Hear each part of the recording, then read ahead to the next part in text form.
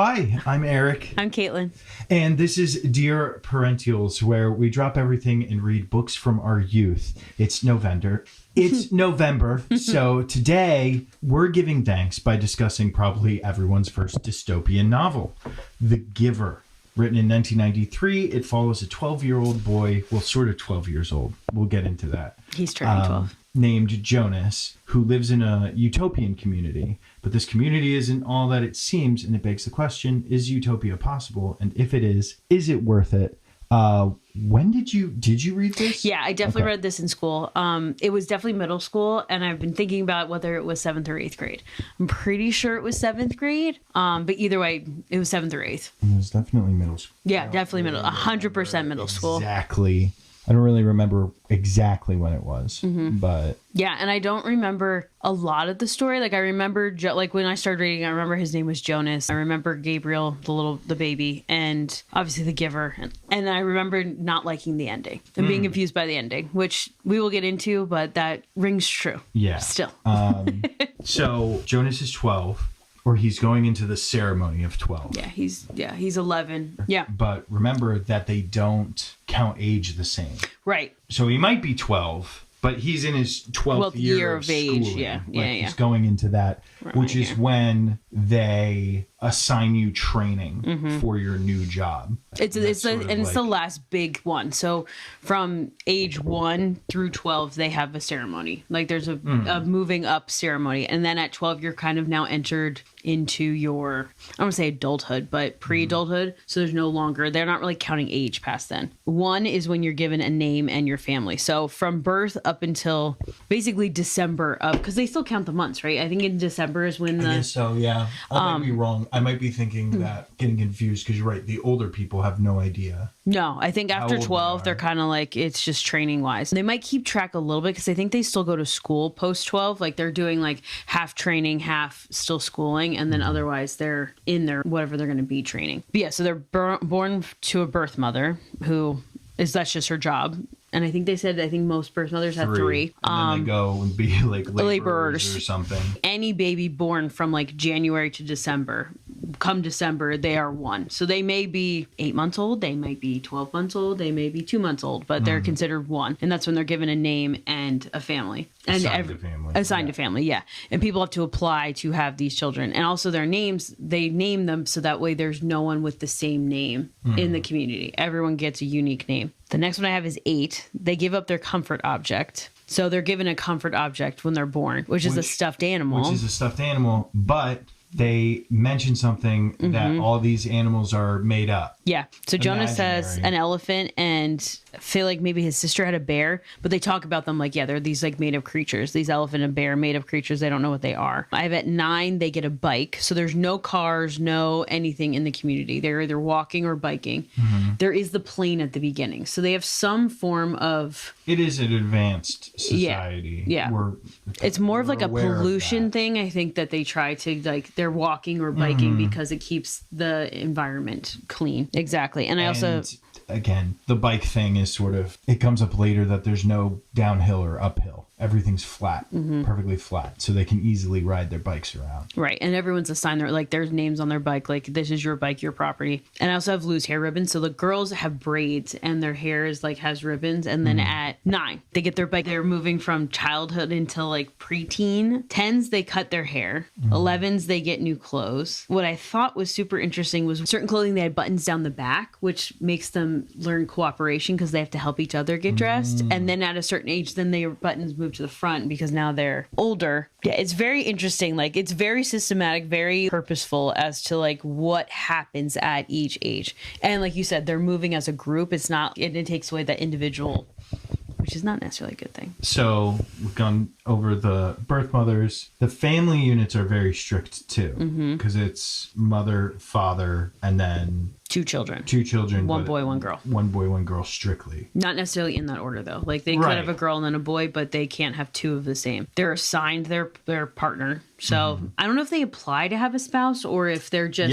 you apply to do everything. I wasn't sure if the spouse like happened at a certain point or if they apply for that. Sort of mention in passing. Yeah, because the kids they have to apply for. I think you do have a little bit of agency. Like If you don't want to have children or have a spouse, it doesn't seem like you have to. Yeah, but if you decide to, the community or the elders, whoever is they're gonna pick it for you to make sure it's the best match. True. And the other thing too is then like the parents, once if they do have kids and once their kids are old enough and kind of living on their own, then they move from their house to another part of the community where the people who have no children. Right. It's like the next phase. Right. There's like the family area, then there's the empty nester essentially, yeah. And then they move into like the house of the old, which is like the retirement area before they're released.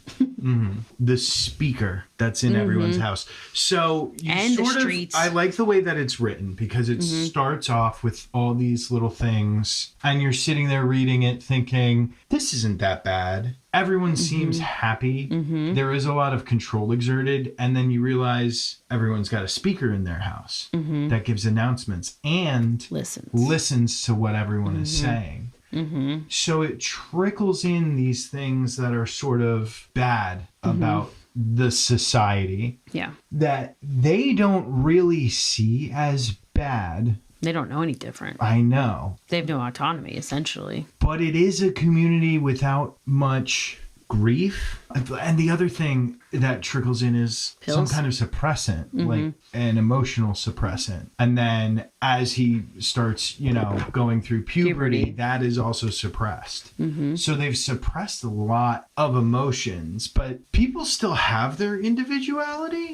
They have their own personalities and stuff like that. Yeah. Which is weird. Yeah, because they're assigned things based on their strengths and weaknesses. So it's not like they're breeding people to do certain things. It's like, oh, we've watched you your entire childhood. You're 12 now. We have decided as a collective that you would be best to do X job. And then they go on to do that job. There's nurturers who take care of the babies. There's a bunch of different jobs, like people who take care of the old people who take care of the bicycles. Everyone has a job to do. They mentioned the salmon farms, I think. So that's probably where their food comes from. Who bring the food and collect it. So like they don't have garbage in their houses. They just put it outside and someone comes and takes it. So there's really no trash or any littering and things like that. So Jonas's father is a nurturer. And then his mother is kind of like a judge. I forget what the exact name is that something they give her. Like that. Yeah. But she is someone who, if someone doesn't follow the rules, she sets them for release to elsewhere, which we don't really know what that means at the beginning of the story. Which is why I find this so interesting, because thinking back to when I read this the first time, basically Jonas's age, I probably was thinking the same thing as him, they're just releasing him. They're sending them somewhere, because the beginning that there's that plane that flies over and the guy gets in trouble and they're like, oh yeah, they released him because he wasn't following the rules. And Jonas is kind of like, oh, I don't know, he's released. Now, reading this as an adult, the minute they mentioned release, I was like, they're killing them. The problem that I had was, I vividly remember this, which is weird because I don't remember much, but there was a movie called Equilibrium. Pretty sure Christian Bale's in it. Pretty cool movie, but so similar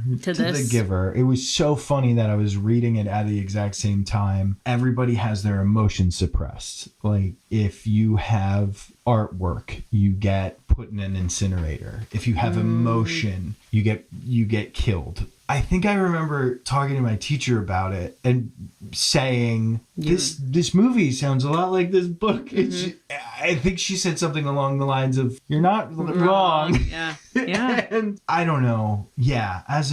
But that's the thing. I feel like at this point we're tainted with this kind of utopia that has this dark underbelly. I think we're looking... Meaning when we're reading it now, we're looking for the darkness? Now, well, when we're reading it now as opposed to when we're reading it as 7th graders, 12-year-olds. Yeah. Yeah. So I still want to give it its accolades on... I was saying it's interesting reading it now as an adult, though. I mean, if you've read the book, listeners, you know what we're talking about.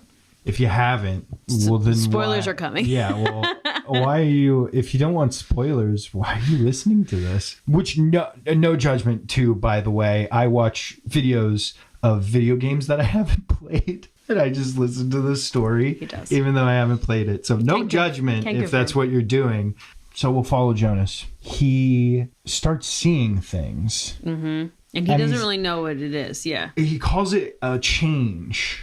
Like he's throwing an apple and he sees the apple change. He doesn't have words to describe it besides that. Yeah. Going back to the medicine for 1 second, I do remember when I was reading it and like them talking about that the kids were assigned and stuff. I thought it was so. I'm like, how are these people like? They're assuming adults are not going to be sexually active, that they're not, and now finding out though that when Jonas started to have, and they had, you know, the inkling of hitting that puberty and stuff like that, they immediately start giving him this pill that he's like supposed to take every day for the rest of his life. Like, it's just so interesting. Which you think about it, that aspect of society causes a lot of conflict. Yeah, right. It makes sense. Another thing that I found interesting reading this is, one, I'm reading it trying to remember how I would have been reacting to it as a 12-year-old versus now being an adult and a parent. Because there's a lot of things in this that as a parent, I'm like, oh, this is kind of cool. Like every morning they sit down, they have breakfast, they talk about their dreams. Like they kind of have this discussion. It's just part of their routine. And same thing at night. They sit down and have dinner. They talk about their day. How did you feel? And they debrief about it. And I think that's so cool that they like intentionally do that. But I know, but then you kind of look at it for, you know what I mean? Like there's a lot of points in this book where I was pausing as a mom and like, I don't know if I dislike this, but at the same time, I feel like I'm not supposed to like this because they're being forced to do it. I hate the dream thing because it's you know why they do all that. It's because somebody is listening to it through the speaker. Which I think that's too, as I was reading that, I don't think I was thinking about the fact that, that Big Brother is listening in while they're talking about it. Why they do all this. It's an aspect of control. But take that away from it though. And his parents are, I love his parents. Like the feelings at the end. Yeah. And it's a way for them to like have that now granted, like Jonas doesn't always have dreams and like, we'll get into the fact they, you know, not that he lies prior to being able to, but... So we should talk about the ceremony. So Jonas is living his daily life, and through this we learn more about the community and the ceremony of the 12. Ceremony of 12. Yeah, so there's 2 days worth of ceremony. So they do like ages like 1 through 6 the first day. Then it's the big lead up because the 12 is the big one because... Right. Everyone has a number. So yes. they all sit and they all call the number... Their birth order. Of each person. And in the ceremony, they skip over Jonas, the elders who are the heads of the head elder. Yeah, she's the one presenting the assignments. Skip over Jonas, which is terrifying. Yeah, because and not only Jonas is freaking out, everyone in the audience is like. Like, it's a big deal. It is a big deal. Because, I mean, think about it. Everything is so perfectly ordered, and they skip a number. Yeah. And it turns out Jonas has been selected to be the receiver of memory. And they do mention the receiver as if they want to make a rule change or do something different, they have to go and consult the receiver. Yeah. And the big joke is nothing ever gets done. Yeah. Nothing ever changes when they go to the receiver. Yeah, I wrote Jonas will be the next receiver of memory. The last person failed. Most important role in the community. Only one person. The current receiver also has pale. So they talk about Jonas having pale eyes, which is weird compared to everyone else. He doesn't really, not a lot of people have his pale colored eyes. And he sees the current receiver in the audience. He's with the other elders. He also has pale eyes, and so does Gabriel. So his father, as we mentioned, is a nurturer. So he takes care of the babies from birth mother to them getting assigned to a family. And they're all, like you said, given a number. So they're kind of referred to as their number until they're actually given the name. But there's one, his name is Gabriel. Not that he's not thriving, like he's not sleeping through the night and he's not kind of hitting milestones. He's fussy. He's colicky, probably. Probably. Jonas's father has been bringing him home at night, trying to give him extra love and attention to hopefully get him to the point where he can be given a family. But Gabriel, too, has pale eyes. So I thought that was very interesting that, like, okay, what is the connection between them? And then seeing beyond. Is the apple changing the audience, and the audience changing? Yeah. That's what he calls it. Yeah, he calls it, Not really what it is. Right. But each person gets a folder that has where they're going to go for their training, for each of their assignments. He has a very thin folder. He's surprised by these rules because he has an exemption from being honest and being polite.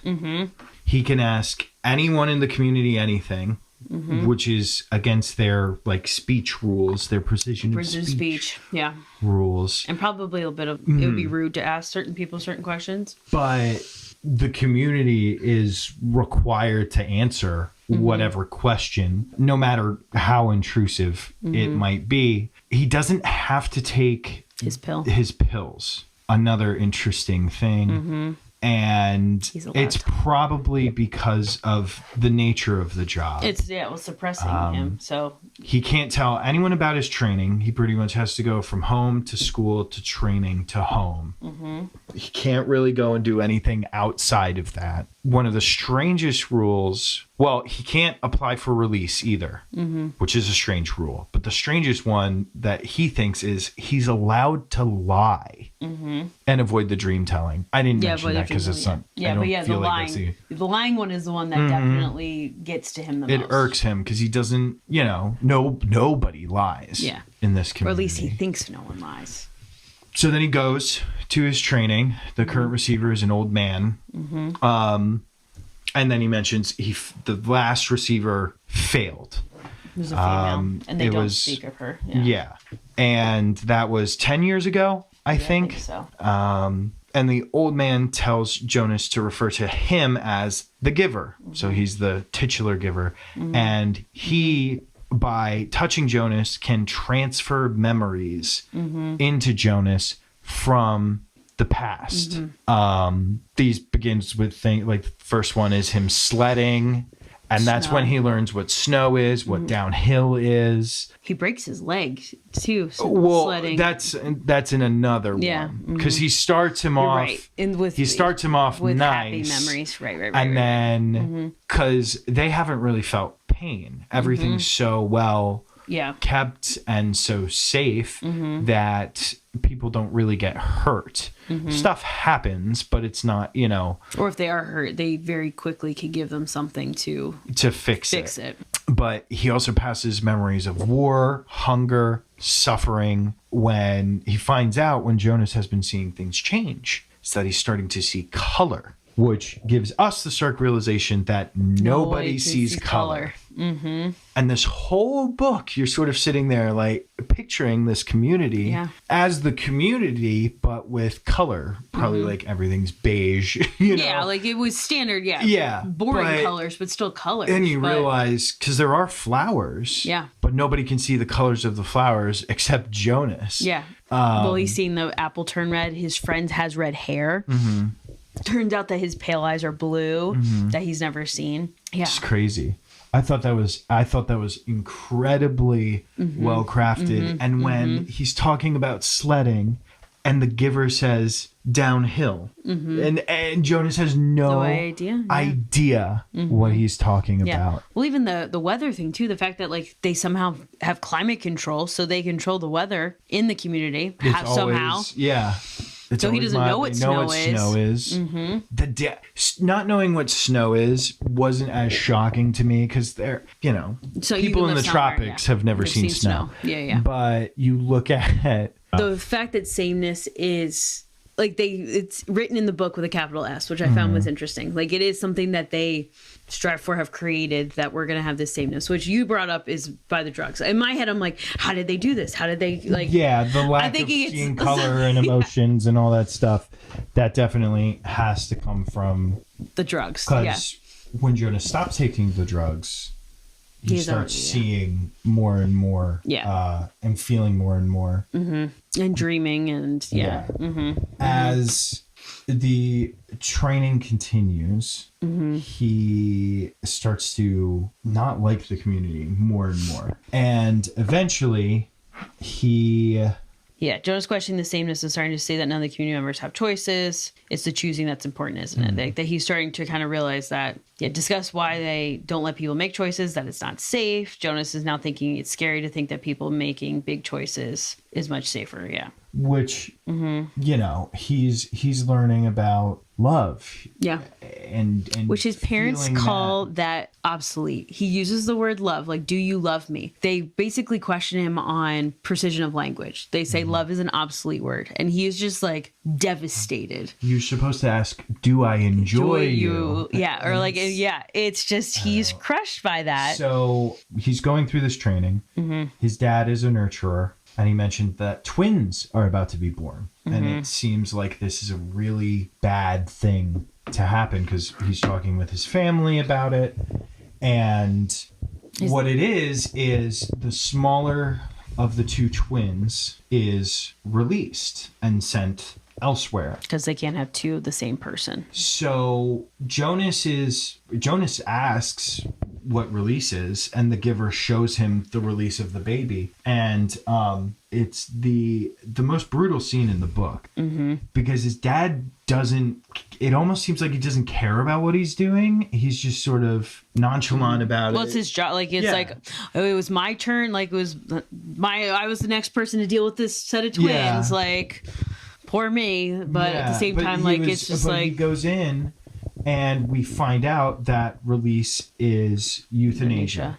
And Jonas watches his dad basically kill a baby, put it in a box, and then put it down and shoot. And his dad is just like, all right, see you later, little guy. Because he has no idea, because they don't have a concept of what death is. Yeah. And the giver says they know nothing.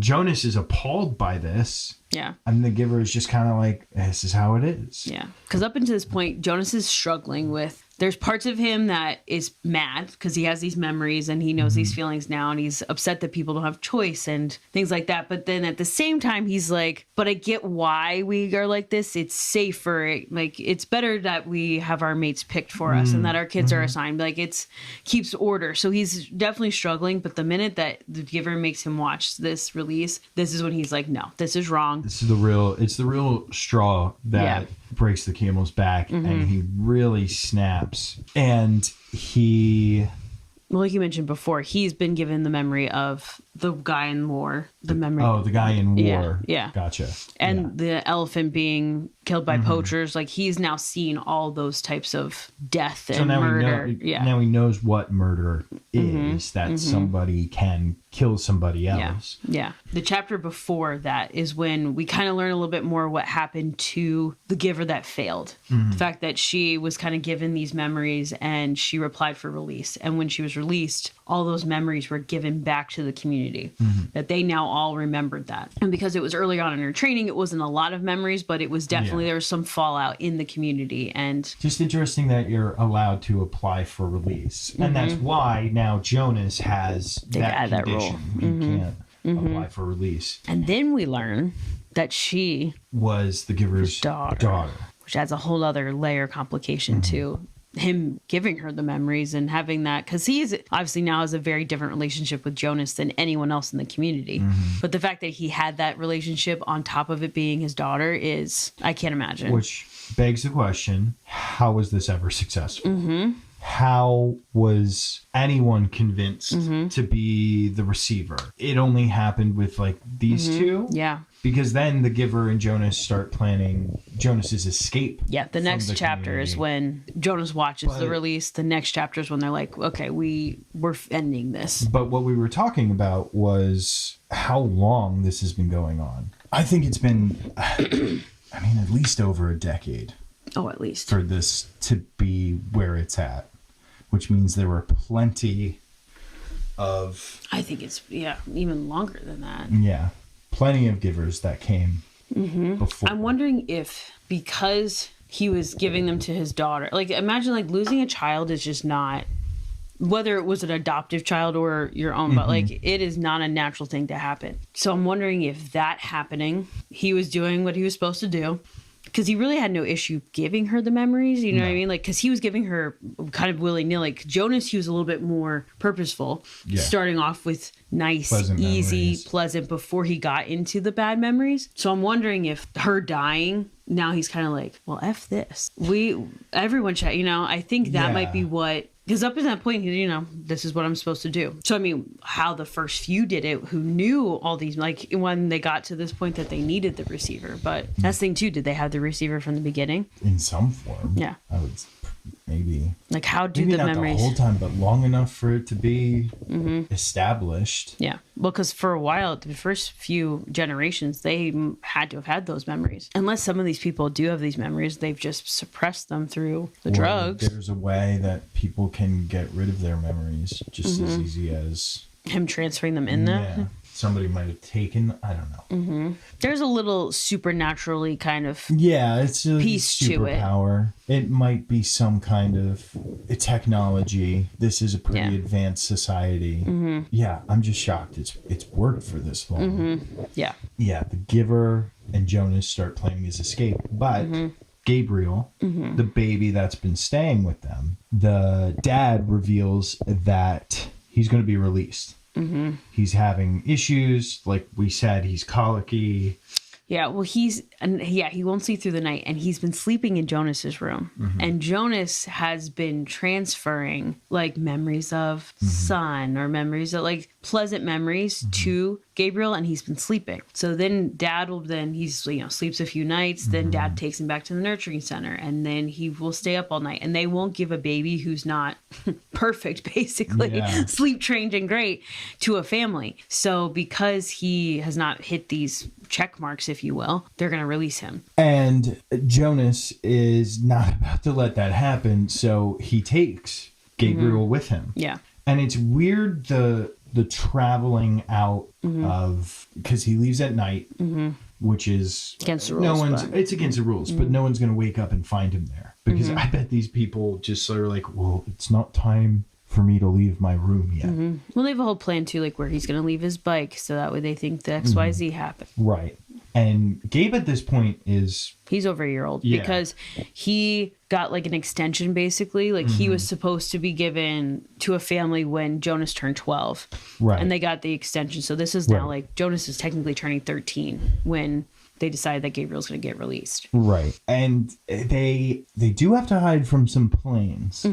But overall, it seems pretty easy. And again, for the technology portion of it, because he does mention that the planes have thermal energy. Yeah. So they hide. Like when the planes are flying over, they go into the woods and hide. What was weird about them leaving was they're traveling one day and Gabriel is on the back of the bike because they only have bikes. And he says, plane.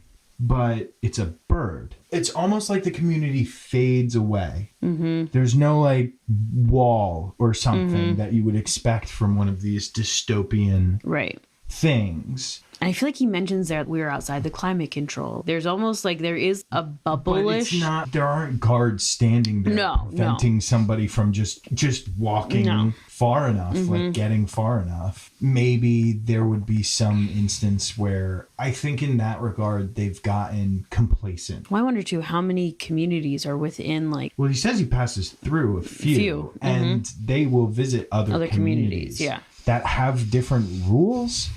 But it doesn't seem like the other communities are much different from... They're still following the sameness, same... The question is there givers in the other communities? Receivers of memory, I should say. I don't know. And I don't know if...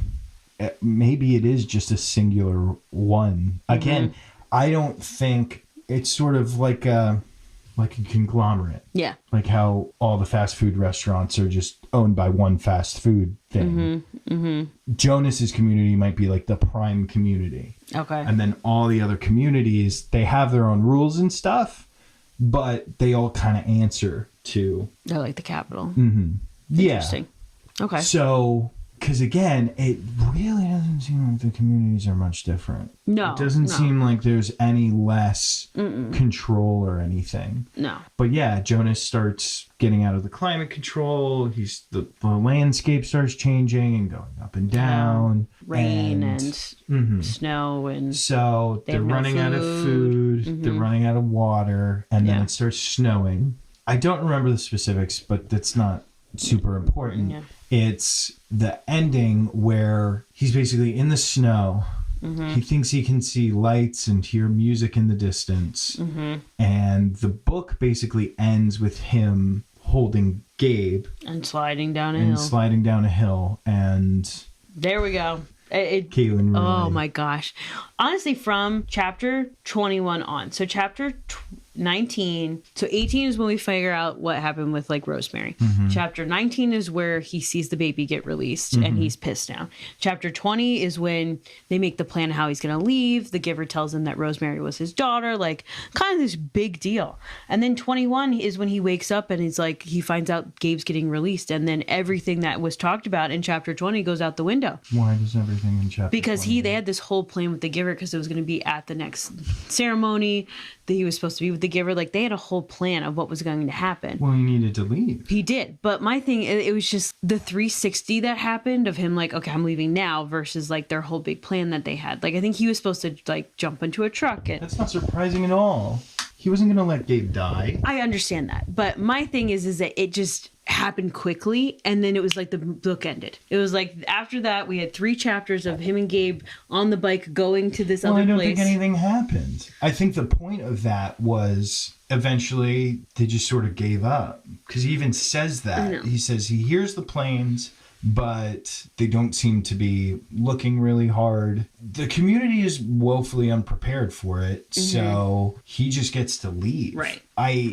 I mean, he's going to accelerate the timeline. Yeah. He can't follow through with the plan. He has to save Gabe. Yeah, I know. I don't know. It was just those last 3 chapters. They did kind of steamroll ahead. It ended very quickly. I guess was my thing. I don't think, especially when you're writing a YA novel, I don't think that's a bad thing. And also, maybe we didn't know then, but there are 3 other books in the series. Right. Well, besides The Giver. Yeah. Yeah, because the last chapter, it's they've reached up at the hill. The sledding memory, is this really happening or is this in Jonas's head? Like, I'm like, is he dead and like at the top of this hill and he's just remembering the sledding memory? Right. Yeah, I'm like, did he find a village? Is this just a memory? Are they dead? Like, it was such a great book. Like, it's so good. And the ending, I said, I remember being confused when I read this as a kid, and I was hoping that age would help, but I'm only now more confused because, which again, like you said, we now know that she wrote more books, and we know that they are okay, and they did find a village, but... Ambiguous endings aren't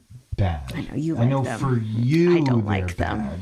I think what bothered me is that they're hiking up this hill in the snow and there's just a sled sitting there. They just happen to be at the top of this hill, just like his memory. I think that could be one of 2 things. I think it could be an indication that he is close to civilization. Okay. And a kid just left his sled out in the snow. We don't know what the broader world is like. We know there's been wars. Obviously, something had happened to make these communities. But if you don't live in these communities, population is probably pretty slim.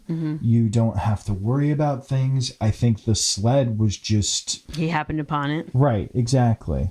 I think that's totally possible because canonically they're alive. Yeah, we know that now. Yeah, I think he shows back up in the 4th book. Yeah, and he's been raising Gabe. He has a wife too that I believe is from Gathering Blue, Messenger, and Sun are the next 3 books. Probably not going to read those, but I don't think because I was curious, so I looked at the synopsis of each book. They're kind of standalone. Okay. They don't really connect until I think the 3rd or 4th. Like Gathering Blue is totally different. Okay. I think maybe the 3rd one is about Gabe's birth mother. Okay. And her story. And I think the 3rd one talks about what happened to the community after they left. And then I think the 4th one is back to Jonas and Gabe sort of being maybe not the protagonist, but a primary mover. You know that they're alive. Story. They're around. We know that they lived, right? Again, I sort of read up on them. It doesn't seem like the quality was as high as these other books. I mean, this book, it was a great book. It was a great book. I remember having trouble getting through it as a kid, and I loved it this time. It talks about a lot of interesting concepts, and it does force kids to think about, like I said at the top, is utopia worth it? Is something like that worth it? And it doesn't matter what your definition of utopia is. And that's a pretty typical literary device. The one that I know in the extreme opposite direction is BioShock. Because BioShock is sort of this utopian, very capitalist society where it's just kind of run amok.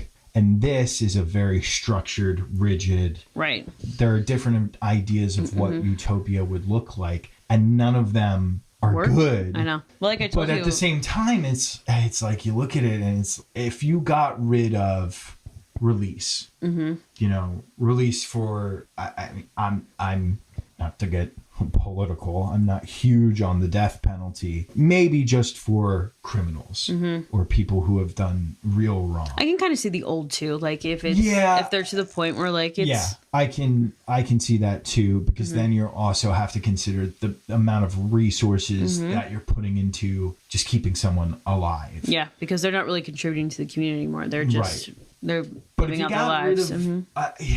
Would it be that bad? And I think that was really the question. I mean, my answer is yes, because I like things like art and music. And if you notice, in all the jobs, there's a recreational one. Yeah. But no. And the recreation is for the kids. It's not like an adult can go to the recreation. No like it's music, for the kids. No. They have fun. It doesn't seem like they're very disillusioned with their lives. But again, is that mostly the drugs? Is it just being in a community like that and not knowing what death is? Right. Would that be the worst thing if it's just something you don't have to think about? Right. Obviously, it's going to happen to everyone, but you're released to elsewhere when you get old. Yeah. There's a whole ceremony about it. Keep going. Yeah, the celebration of life ceremony. I know. It's interesting because it is. When I was first reading it, I kept telling you that it was reminding me of Handmaid's Tale in ways of like same idea where it's like, okay, how can we control? It's an aspect of control. Yeah, which this community is definitely happier, I would say, than Handmaid's Tale. Or rather, everyone, even though there is somewhat of a hierarchy in this, it's not anywhere near Handmaid's Tale. Yeah. Everyone is generally happy and cared for and okay. But and it's an advanced society. There's no illness. No hunger. No hunger. There's no pain. Yeah, they have. I think you're right, because didn't Jonas like close his hand in a door or something, and they gave him something for the pain, and he was fine. Yeah. Well, that's why when he's having some of these memories, like when he broke his leg in the memory and stuff, like he's not allowed to take medicine for that type of stuff. Right. Like he wants him to feel. Well, and I think that's to preserve the memory, right? Yeah. So to put this in front of middle schoolers, I think is really interesting. And I think it's really important. Yeah. You should be getting kids to think kids are reading Hunger Games and things like that at that age, so it's not every time we watch Hunger Games, I'm like, oh, this is darker than I remember. I really think of Hunger Games as it's real bleak. This predates Hunger Games, and I've never read the Hunger Games, but I think this is definitely for the amount of pages that are in this book, I think this delivers a better story. Maybe not a better story, but to get a new variant. I like the Hunger Games. Don't get me wrong. I mean, I like the movies. You've told me about the books, which is sort of enough for me to understand that they're well written and good. Yeah, I think in terms of writing, though, this is definitely a higher quality book. Oh yeah, it's real good. It is. I would read it again. Still not satisfied with the ending, but I would read it again. But again, maybe she knew. Maybe Lois Lowry had this all mapped out. Right. She knew what she was going past. And was like, and at least it wasn't as bad as the ending of The Expanse. Yeah. I'm still bitter about that. Or because that's a cliffhanger. Game of Thrones. Oh my god. Not to bring it up, but painful. Do I still have that poster? Yeah, it's the lowest. You can't see it from there. I still have it to fill up a blank space. It might be replaced soon. So we can talk about that later. We have some discussion questions. Yeah. In what ways did Jonas's world seem perfect? Hey, we've talked about that. It's kind of in all ways. in every way. Think about it. Everybody's healthy because they're all riding bikes. Yeah. I mean, And there's no pollution from... There's no pollution. It's always nice. Is there no sun? There's no sunshine. I don't think so. I mean, because I feel like Jonas doesn't know like the warmth of they it. Can't perceive color. It doesn't really matter. Yeah, but I feel like there was or not. some warmth aspect to it though, because I feel like Jonas gets sunburned in one of his memories. So, well, yeah, that's got to be some kind of technology then. You There's can still get sunburn under overcast skies. Yeah, I feel like they must be in some sort of a dome, like some sort of a, because there's climate control, and that's why I thought sameness was something controlling the environment and making everything the same. But I feel like your drug idea makes more sense, that it would be muting them completely. But I think because of the weather side of it, they have the technology to control the weather. They have the technology to. I know I keep bringing it up. Everything being perfectly flat freaks me out. And I don't think it can't be a physical dome because he just travels through it. It's got to be there's something that they're able to do. Yeah, like they're sort of projecting something, or there's some sort of. There were a lot of things missing from Jonas's world. Yeah, I mean, like holidays, music, color, family, because he doesn't have a concept of grandparents. Right. He gets a memory of Christmas. And he has no idea what grandparents are. Yeah. You know, of love. And it sucks too, because when you think about things like love, sex, family, extended family, all those things have the capacity to hurt because you lose your family. Yeah. You can lose love. So there are things missing that it's like the book does a really good job at asking you, is it worth it? Is it worth it? I think it is. Yeah. But I could also see the other side. I could see the other argument there. Yeah, well, without all those emotions and things like that, then there's no war, there's no arguing, no. Right. Broken heart, yeah. What are some reasons that Jonas felt he had to run away? Oh, Gabe. Well, Gabe was going to be killed. Yeah. I think that was a big reason. I think that's why he accelerated the timeline. I think that if time were given and he remained in the community, someone might have been able to convince him to stay. I don't know who exactly that would be. I think the fact that Gabe was going to get released, killed. Yeah. He was just like, I gotta go. I gotta go right now. Well, I think that was why it kind of got accelerated too, because the giver was going to give him more memories of, perseverance and things like that were going to get released to everyone that they were going to need, but also for Jonas to have on his journey. Because that was the thing. They were going to do it on the day of the ceremony because they were going to be, he was going to stay with the giver. And then they had a whole plan to make it almost look like he drowned in the river. But then he had to leave a few days earlier, I think, because he found out that they were going to release Gabriel prior to the ceremony. Yeah. So, I mean, I think he still was always going to go, because I think him and the giver really thought it was important that everyone got those memories back. So I don't know if he could have been convinced to stay. That's fair. But he left in a hurry to save Gabriel. Right. Which I get him being able to transfer the memories to Gabriel. I'm so curious what is about them, because all three of them have the blue eyes. Like, what is it about the people who can receive and give the memories? Like, what is different about them that allows them to do that? I mean, it could be some kind of genetic alteration that happened way in the past, and these people have that sort of and they just passed on, are able to find them. They probably have some kind of common ancestor or something that enables them to do that stuff. Again, everything is set up at this point, so maybe there's been enough genetic alteration that's been going on prior that they don't really have to think about it. Because you also brought up, how are these girls getting pregnant? Right. Don't talk about birth fathers either. So where are they getting the sperm from? They either synthesize it or have it. Yeah. Which, again, if you can do all that, why wouldn't you just prevent twins from being born in the first place? Yeah. Because they're definitely inseminating these birth mothers somehow. They're still carrying out normal pregnancies. Is it 3 pregnancies that the birth mothers have, or 3 children? Ooh, good question. Because wouldn't that make you run through birth mothers quicker? Not that they don't technically have a steady I feel like supply. 3 children. Yeah. You're saying like if they had a miscarriage, would that count as one of their pregnancies? I'm talking about the twins. So Oh. would it be 2 and then 1, or is it? No, I think you're 2 pregnant and 3 then- times. Like you give birth 3 times. Yeah, the insemination process is big old question mark. This is turkey baster. Well, yeah, but where are they getting the sperm though? Like that's the question. Yeah. Like how are they? Weird. And that is something that I don't think. Yeah, they don't really cover that. I mean. But again, it's this kind of is not written in the for. book. I think it is meant for middle school age, and they're not going to think that deeply like we are. Yeah. Who would you rather have for a friend, Jonas or Asher? Why? We haven't talked about Asher. I didn't really feel like mentioning Asher, or really the names of people I think we might have briefly mentioned. I forget what the girl that he's friends with. Yeah. How she had red hair. Well, she had red hair and was in the House of the Old. Mm-hmm.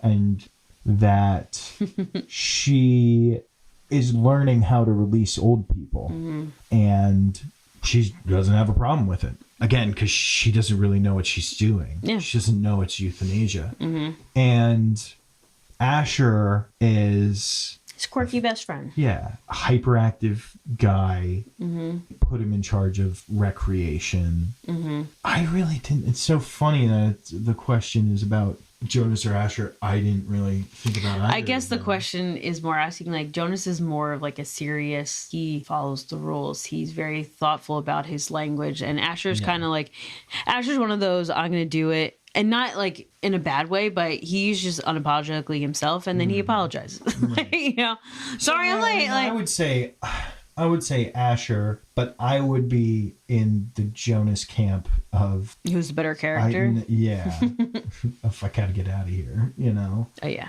Yeah, it's an interesting question. How can Jonas's father be so fond of children and still perform releases? Again, He doesn't know. He doesn't know what it is. He doesn't know what he's doing. He doesn't know that he's... So do you think they think they're just going to sleep and to send them somewhere else? Yeah. Interesting. I don't... Well... Yeah, what else would it be? I don't even think they think it's that. I think they don't even think about it. Yeah. I just don't even think that they can conceive of what they're doing. Mm-hmm. This is release. Mm-hmm. What is it? It's release. Yeah, right. They have no concept of anything else. Mm-hmm. You know what I mean? But you were going to describe release without using the word death. How would you describe it? No. In this society, it would be release. But if you were saying, like, my job is to release someone. I release them to elsewhere. How? I just release them. Yeah, that's the point I'm trying to make to you. Yeah, it's like explaining color to a colorblind person. Yeah, okay. Or color to a blind person. Yeah. You can't do it. Yeah. It's not something that's there. Mm-hmm. And if you were to ask him what he does, he would respond the way I just did. Yeah. It's release. Yeah. Why are you asking this question? It's release. Yeah. You know? Yeah. That's how it would be. Yeah. I mean, he's not happy of having to do it because But he doesn't think he's killing them. No, he doesn't think he's killing them. killing them. Because he doesn't know what killing is. No. In his mind, he's more like, oh, this little guy doesn't get to stay in our community. That's the big thing. Yeah. That they're sad about. Because I think the nurturers, they all, like, they take turn, like, when this happens, when there are twins. Because then he's like, it's not a good thing when they find out that there's twins. Like, oh, no, there's twins. Like, and it's my turn to be the one to go in and, like, releases the one. Yeah. But the fact that he's not sad about it when he does it. No. He's really he's not. very, like, systematic about it. He weighs them both. He sends the one off. And then I know, that was hard to read. That was a tough part. It was also hard to read because we have an 8-month-old, and it was like the thought of someone doing that to her was not fun to picture. Same with little Gabe. Right. Yeah. No. So each family has 2 parents and a son and a daughter. If you have a family, I think it is the kind of thing where you can sort of, choose. The relationships are not biological, but are developed through observation and careful handling of personality. In our society, the makeup of family is under discussion. How are families defined? Are families the foundation of a society, or are they continually open for new definitions? I mean, I hate defining a family. It can be... a lot of things. Your family can be your closest friends. Your family can be anyone. It's your support system. You can consider anyone that. Maybe biologically, like, yes, there is a biological definition of familial relations, right? Yeah. But there is societal definition of family. Yeah. And a family can even be like, isn't one of your brother's friends, his mom was a nurse and adopted? Yeah. Is she married? No. Yeah, it was just single woman adopted a kid. You're right. That's a family. I mean, people do in vitro even, like, without being married, yeah. But that's more because I'm saying that's not... They're not biological. Yeah. Right. When you're first going out into the world, that core group of your friends, that's your family, especially if you don't live close to home. Yeah. Well, I find, though, with this is, like... Yes, we define family as like someone who's your support system. But this is also as like, is Jonas, his sister, his mom and dad, are they a family the same way that we would describe family? I'd say yeah. Yeah. It's different. It looks a lot different. Yeah. But they certainly care for one another. They do. And they support each other. As same as this society is, people are allowed to have personalities. One instance that I remember, the mom was talking about the sister's comfort object. Of course, the dad's like, "Oh, it's okay. I'll get it for you. Here's your bunny." Yeah. Because, it's that father-daughter sort of... And he's the nurturer. She's more the lawyer, judge. Exactly. Yeah. So I don't think maybe they don't care about each other in a traditional sense because they can't. They can't, right. But I think they do. And I think they appreciate each other. Right. Like they care of their kids not the same way that they would care about someone else's kids. Like they are their children, even though they worry about them. They want them to do well and be successful. They want them to be happy. They want them not to worry about the ceremonies that they have to go through. What? Yeah, I don't know. Before we answered that, I was more thinking it was a little bit more like, I don't know if cold's the right word, but it's a little bit more obligated. But you're not. I don't think you're obligated to request to have a family. I think that point alone, like if you were like, you have to have a partner, you have to have a child, then it would be a little bit more like that. But it's not. I don't think you are. No, you're not. I think because I think they mentioned somebody that like, oh, she never got. I know that's what I was looking for in my notes because I feel like The Giver talks about it because I think Jonas is surprised to find that he did have children, like that he was married, had children. Like, oh, so like I can still do that. Like I'm not basically have to sit here in this room by myself. We talked about sameness. What advantages would sameness yield for contemporary communities? Is the loss of diversity worthwhile? Can I say no? No. But it does mean that you are inviting issues in our country right now. It's annoying, but everyone talks about the First Amendment. I mean, there are limits, obviously, but you should be able to say things. You should be able to say, things people disagree with, and you shouldn't have to worry about that. And it's more also the talk of like choice. Like you get to choose who you marry, you get to choose what job you want. Yeah. Or is it better to have someone decide that for you? Yeah. I'm talking more about like diversity of ideas and stuff. But you're right. Because Jonas talks about it being like a safety here's the thing. With sameness, and you go back to the relationships, no relationship is the same. Even in this community. Right. Asher's mom is like done with him because he's so off the wall. Yeah. They still tell jokes. They're still well, they're not expected to be perfect, which is why they're allowed, like, there's forgiving. There's asking for forgiveness and apologizing when you mess up. No one's expected to be perfect, but if everyone were the same, or if the society was the same, I think sameness in terms of climate control, fine. The fact that everyone rides a bike, everyone's house looks the same, everyone's eating the same thing for dinner. I mean, I don't mind any of that. Yeah, that's what I mean. Like that's kind of like. For me, I could eat the same thing. I don't care, but some people would.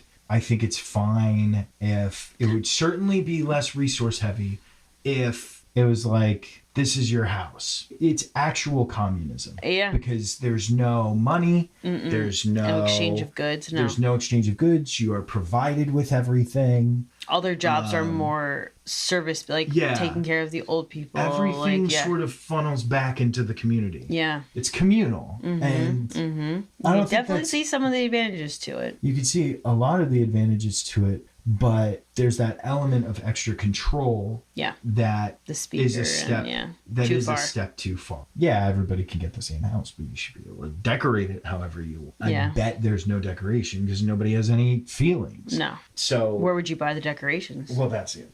You could make something, I guess. But I know it's a tough question. It is a tough question because Jonas even talks about it being like a safety thing, which I find interesting. Well, should I be trusted to pick the right spouse for me? That kind of stuff. You look at divorce rates and stuff like that, which are overblown. By the way, it's not 50% of marriages end in divorce. Hope not. It's not. I think that's more anecdotal than anything else. Higher than in this community, though.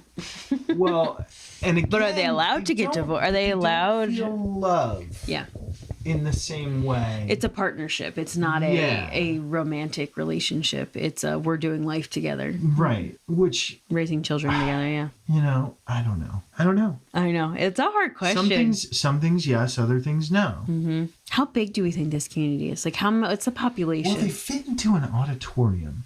True. But this is just their one community. We know there are multiple other communities. And I had that theory that, this is sort of the central. But you're not going to get paired up with someone, your spouse won't be from another community. No. They are self-contained. So, and if it is as small as it could fit in I'm kind of going back, but if it could fit in an auditorium, then there must be some genetic tomfoolery going on. Because you would start to get inbred. Unless they're getting sperm from other communities. So weird. Lois, let us know. Let's score it. All right. Can you make it bigger? Scoring. I forget. You're blind. I am blind. Okay. I was just thinking. Pitch my lashes. I know. I was thinking. I was really mean. I was like, you'd probably be released. No, I'd be a giver. I got blue eyes. But you can't see. I receive. Do they? Do they have glasses? Ooh. They don't really mention. Maybe it's the genetic altering. Yeah, I would think maybe that they vision would. Is not. I would but think even when you get old, right? Your vision can degrade over time. Yeah, but they don't really need. I think they're just kind of sitting around taking baths and eating all day. I don't think they really need. I wouldn't be surprised though that they would just do LASIK on anyone. They would just go in and correct you. I'm having trouble seeing. Yeah. I slam my hand in a door. Fix it. I can't see. We're gonna fix it. Yeah, I think it's more. Those things could exist, but they're fixing them. Character. We have a rubric we go off of.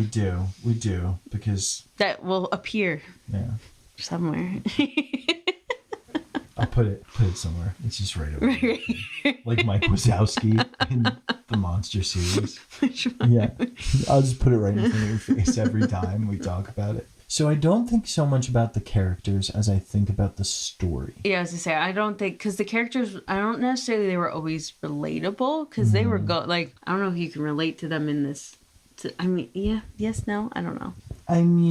So again, my reasoning is if it's hard because a lot of the characters live within this community, they know about this community, they are this community, which means they're boring. Mm-hmm. Asher is the only one who's sort of quirky. The giver is dour, as he has every right to be. Mm-hmm. Jonas is he's sort of a stand-in character for the reader. Mm-hmm. Because the way that this community is built, there isn't a lot of individualism. Mm-hmm. He doesn't start being an individual until he starts getting these memories, and we, as the reader, are also getting these memories.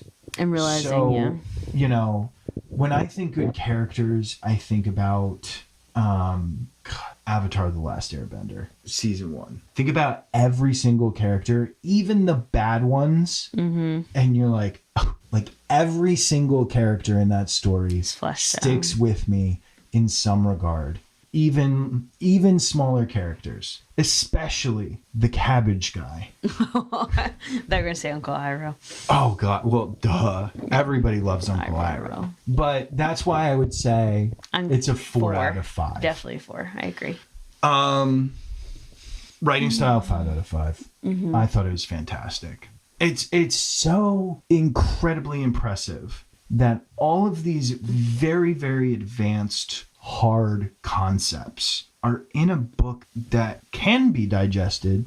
Probably not as well as we're doing right now. No, but can be digested by somebody as young as we were when we read it. This is meant for middle schoolers, yeah. It is pretty crazy. And you can tell it is, but it's not.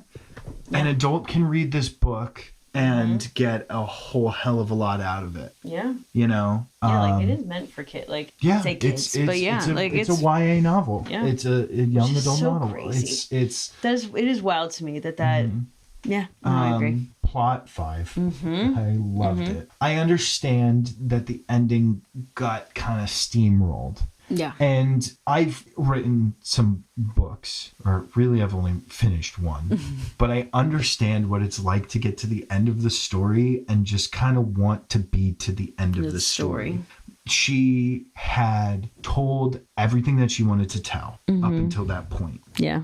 Would it have been interesting if like some time had gone on and I don't know if I wanted that. I can't tell you what I wanted to make it different. I don't know how I would rewrite it. A lot of times, if I don't like something, I can tell you, like, well, if they had done this. But there's really I don't have the answer. All I know is that I felt rushed and I felt confused. Which, again, may be intentional. Maybe. I don't want to give her too much credit, but I'm okay with an ambiguous ending. One of my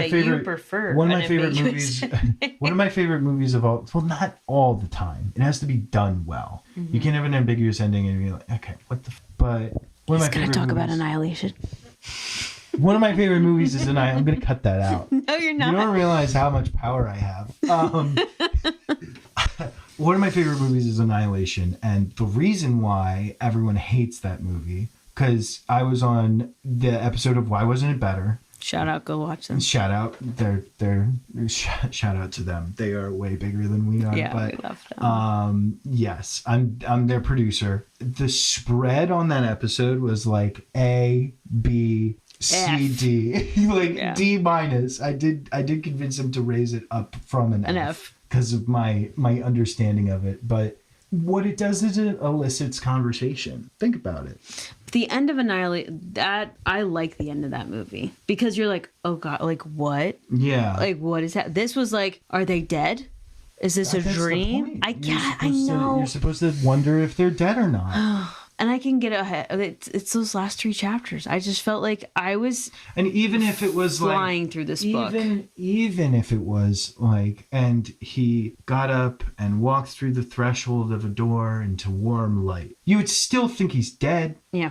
Yeah, you're convincing me more that the fact that, like, you know, you're bringing back in the fact that it was the sled and the whole thing. Like, it is poetic, the ending. It is. It's the last 3. I don't know why. Because I get that they had, like, the fact that Gabriel's going to get released, which you kind of saw coming, like, this whole time. I think it must have been the rushing, too, that just... I think it's supposed to make you feel rushed. Because he was rushed. Okay, fine. You can rate it whatever you want. I know. You're the one who's going to have to average it out. Because I'm not doing that math. No, I definitely think it's worth it. The last 3 chapters aren't going to make it go from a 5 to a 4. And it left a lasting impression. Yeah, 100%. We're still talking about this ending. Intrigue and enjoyment, 5. Oh, 5 for sure. It's just such a good book. And it's unique. Like, yes, I know it's unique for 1993. Right. I feel like a lot of because you mentioned Handmaid's Tale, like people have gotten darker with it. People have gotten lighter with it. You know, it's still like, this is still a very unique. Even though, like, but the fact of the giver and the memories and, like, that side is unique. Yes. So what are we at? 5, 5, 5, 4? Yes. Unless you want to give the plot a 4. No, I don't think it's worth that. Oops. Are you a math teacher? 4.75. That's our highest. Well, we have read 4 books total. So 4. Oh, right. Because of Goosebumps. 2 Goosebumps. 4.75. It is, if you haven't read it, I don't know why you listened to this whole thing. Definitely. And if you haven't read it since middle school, reread it. It was definitely worth rereading. So good. Have you seen the movie? No. But again, I don't know. It didn't get any sequels. And I think it was supposed to. So the movie was supposed to get a sequel? Well, they had all the books. I know. But they don't really... They don't make a YA book into a movie without the idea it's going to become a franchise. But you just said the movies aren't really franchisable. They're like kind of standalones. The books? Yeah. Well, I think the third one connects. So maybe they would do a sequel? One, yeah. Instead of doing it's like the Lord of the Rings, dude, where they all go their separate ways and then they come back.